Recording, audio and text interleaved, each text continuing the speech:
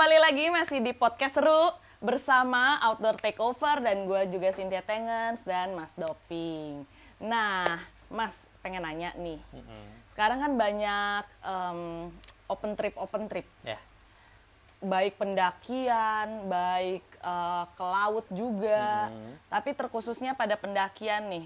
Kan kayak tadi kita udah ngobrol panjang bahwa seseorang sebelum mendaki sebaiknya memiliki skill. Yes. Tapi ketika open trip ini kan kita berkenalan dengan berbagai jenis orang, berbagai macam orang. Kita juga belum pernah kenal sebelumnya juga ada. Nah, kita nggak tahu skillnya seperti apa. Kira-kira dalam berjalan berkelompok seperti ini, apa saja sih yang harus dibutuhkan? Mungkin untuk guide-nya, bahkan untuk para pesertanya juga. Oke. Konteksnya kalau ini kan seperti kita sebuah grup perjalanan ya, mau itu pendakian massal, mau itu open trip, mau itu atau gerombolan apapun lah pada dasarnya.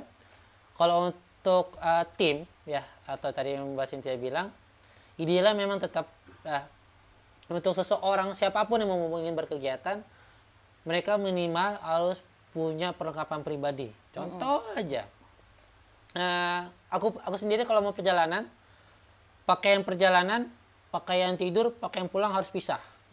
Ya, jadi usahakan kalau untuk tidur pakainya full kering, full polar, untuk kenyamanan tidur. Nah, udah gitu kalau teman-teman biasa kalau untuk dari segi perlengkapan peralatan adalah obat-obatan pribadi, jelas.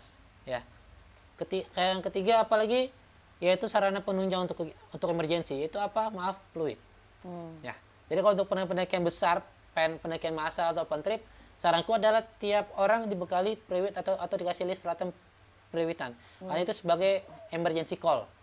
Buat dia ada kendala apa-apa, nanti dia ngasih aba-aba fluid, itu biar si guidingnya atau operator tripnya tahu kalau ada masalah di grup dia. Kayak gitu.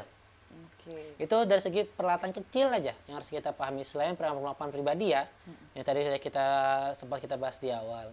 Nah, kalau untuk dari skill, bagaimana kita bisa tahu sih bahwa lingkungan kita open trip, terus kita kan gerombolan baru, mana nih orang-orang yang punya skill, mana orang yang enggak. Nah, seharusnya operator trip dia punya CV ataupun list orang-orang yang sudah sering berkegiatan dan pernah ikut pelatihan apa.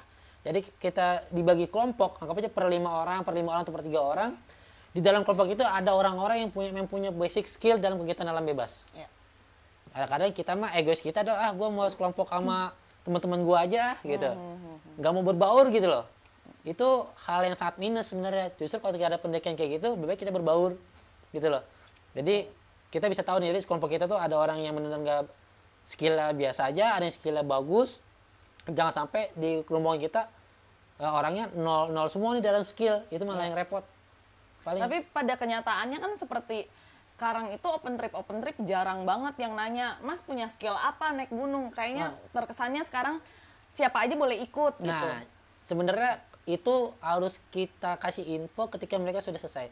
Mas udah pernah sering naik gunung kemana aja? Dengan bahasa-bahasa yang bukan bahasa yang menjerumus ya, tapi bahasa yang Mas udah sering naik gunung kemana aja, sama siapa aja, udah berapa kali.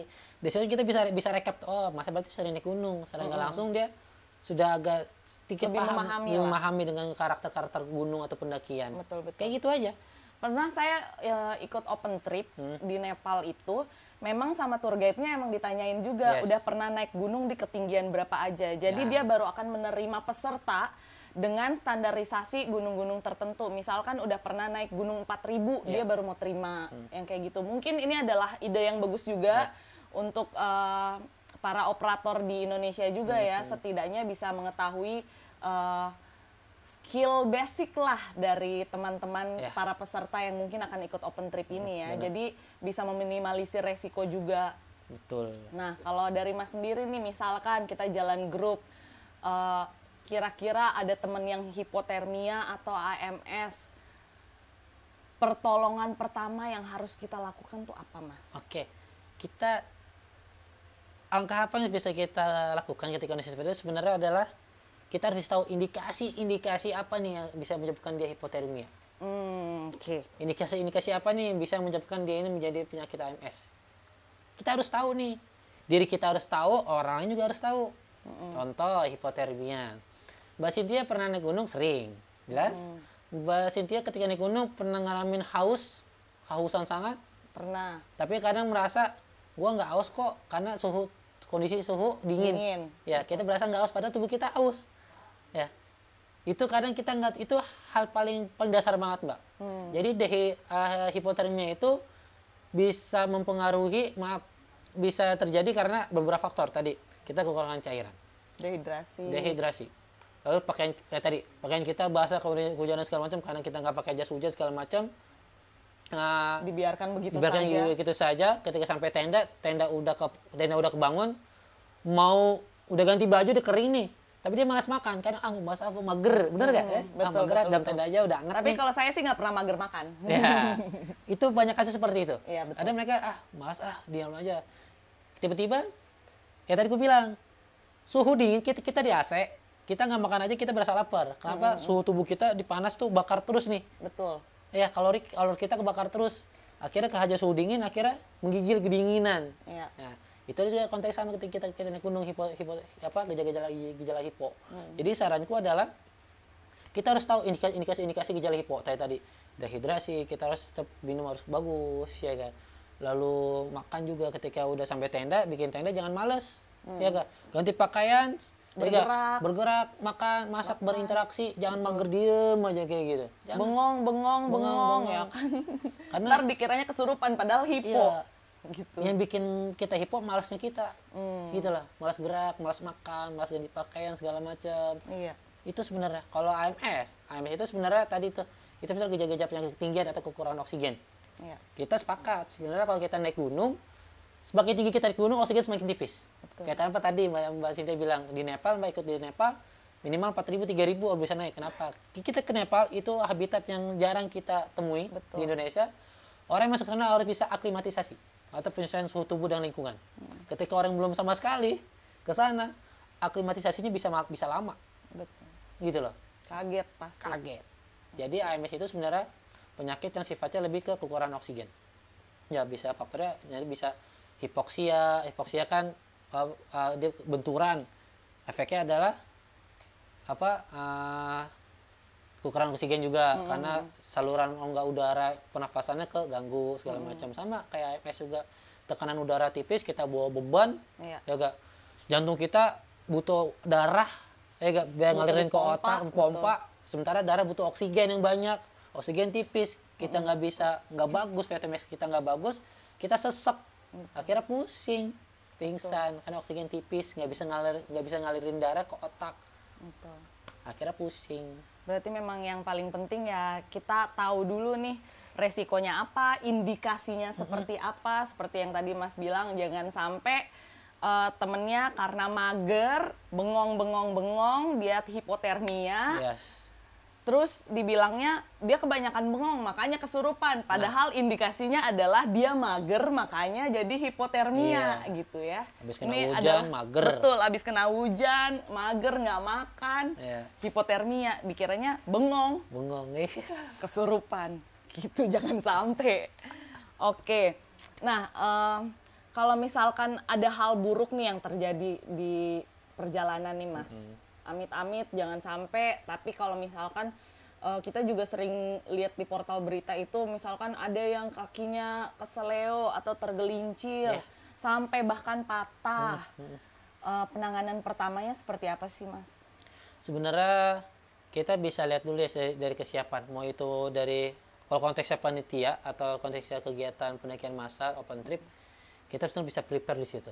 Prepare berkata adalah mungkin bidai, ya guys, segala macam buat istilahnya kita mau kenokan buat pada prinsipnya ketika kita cedera ankle ya, kesleo atau bukan patah tulang, kita mau mengevakuasi, jangan sampai kita memperburuk keadaan dari si ankle-nya itu sendiri atau patah tulang. Contoh, makanya kenapa ketika orang patah tulang atau gipsnya kesleo, jangan sampai kita membuat pergerakan yang lebih, karena kan dievakuasi, ya gak.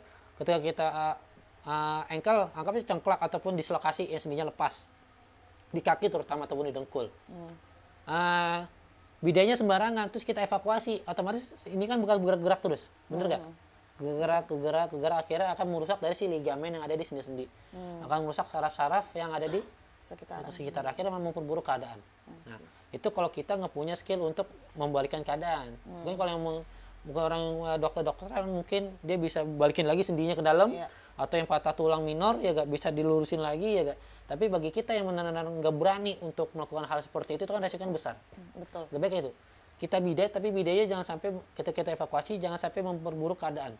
Tadi bidenya jangan sembarangan. Lalu ketika kita mau mengevakuasi jangan sampai menimbulkan pergerakan-gerakan yang tidak diinginkan dari si luka itu. Takutnya yang tadi aku bilang memperburuk keadaan, nanti saraf-sarafnya makin rusak karena gesek-gesek apa patahan tulang, malah ngondoy gitu, nggak digigit gitu ya. Itu. Nah, tadi Mas kan sempat cerita juga soal tersesat ketika buka jalur. Nih, pas buka jalur sendiri atau merintis jalur deh. Apa sih yang Mas rasakan? Gimana sih persiapannya? Yang jelas persiapan. Persiapan kita nih, kalau aku mau naik gunung nih, anggap aja Gunung Salak lah atau Gunung Halimun Salak yang bukan dari Sukabumi ya. Gunung Halimun. Kita Gunung Halimun. Itu kan biasanya jalurnya kan banyak ya. Nah, kita bisa kalau untuk menitis jalur baru, kita merencanakan sesuatu di atas peta. Pakai peta BIG, peta dari Badan Informasi Geospasial. Peta topografi skalanya bisa 1:25.000, bisa 1:50.000. Ya. Kita mapping di sana. Titik drop kita di mana, di desa terakhir apa? Ya, desa terakhir atau kampung terakhir sebelum kita melakukan perjalanan. Titik awal kita apa? Titik awal kita sebelum melakukan perjalanan, kita kan itu patokan utamanya. Kalau titik awal kita salah, ke atasnya pasti juga salah. Titik awal, lalu kita pakai metode apa? Metode gate punggungan kah? Pakai metode man to man kah? Ya kan? Lalu terus masuk ke checkpoint. Jadi kayak kita main apa ya? Istilahnya kayak kita mau jalan di kota lah. Ini rumah lu alamatnya apa sih, patokannya apa? Nah, checkpoint itu patokan. Checkpoint itu patokannya biasa sadelan, ya gak bisa puncakan, bisa ujung punggungan. Itu bisa jadikan checkpoint. Jadi checkpoint itu jadi patok-patokan di mana itu jadi jalur-jalur yang harus kita lewatin, yang harus kita dapat. Sampai akhirnya kita sampai ke puncak. Jadi basically adalah semua perencanaan sebelum kita melakukan perintisan jalur itu kita mau rencanakan semua di atas peta buta. Nah, sampai titik awal, checkpoint, titik belok, titik akhir, sampai titik recession dan titik azimut, peak azimut gitu kita tentuin semua di atas peta. Berarti perencanaannya itu harus sudah matang dulu ya? Harus benar matang. Jadi ketika di lapangan udah siap jalan aja. Betul.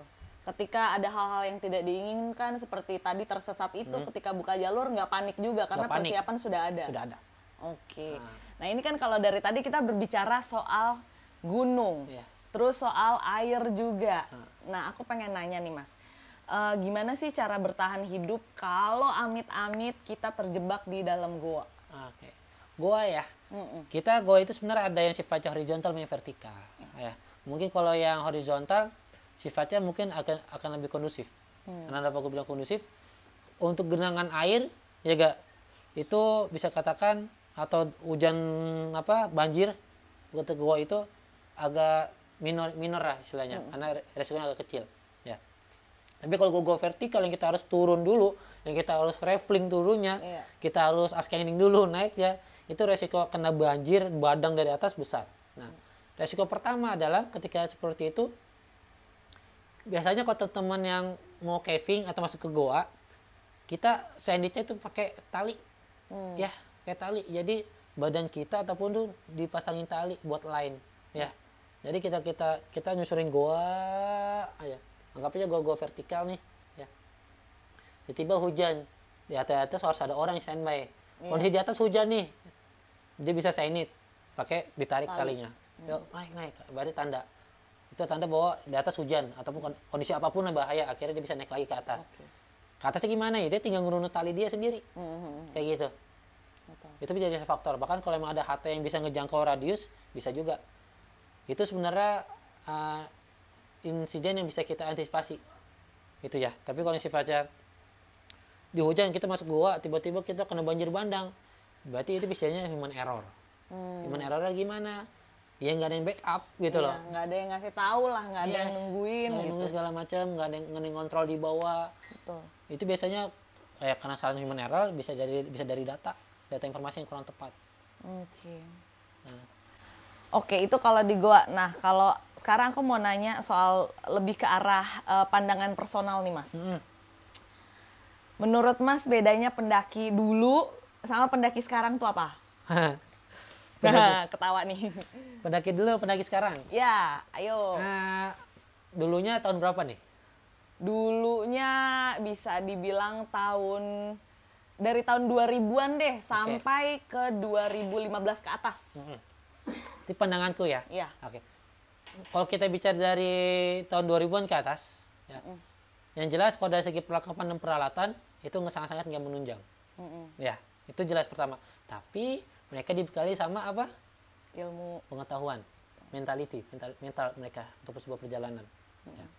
Tapi kalau sekarang, karena sudah banyak perlengkapan yang pendukung, mau itu dari fire starternya, ya toh, betul. Bahkan sampai gergaji yang dilipet ya seperti itu segala macam, bahkan sampai trekking pole ya, atau sky pole, bahkan sampai tenda segala macam udah yang sifatnya mudah dibawa, mereka menganggap skill itu ya nomor sekian, gitulah. Itu bawa perlengkapan, ini bisa ini, tapi mereka nggak bisa menggunakannya gitu. Nah, perbedaannya jelas. Orang dulu lebih sifatnya mungkin mereka bonek ya, bonek banget. Bonek tuh apa tuh? Istilahnya apa ya? Bonekat. Bonekat aja naik gunung, tapi mereka lebih tahu resiko. Iya. Lebih tahu resiko. Tapi sekarang karena sudah banyak perlengkapan pendukung segala macam, mereka naik gunung udah merasa nyaman, udah merasa aman. Tapi kadang mereka lupa sama basic dari sebuah kegiatan alam bebas, yaitu skill. Betul. Itu sih yang terlihat banget ya menurut saya, bukan menurut riset tuh. Karena saya sering temui kayak gitu. Saya sendiri setuju sih. Ya, tapi balik lagi ke para penonton kita di rumah pasti kan punya pandangan masing-masing. Oke, terima kasih sekali Mas. Kita akan lanjut berbincang-bincang setelah yang satu ini.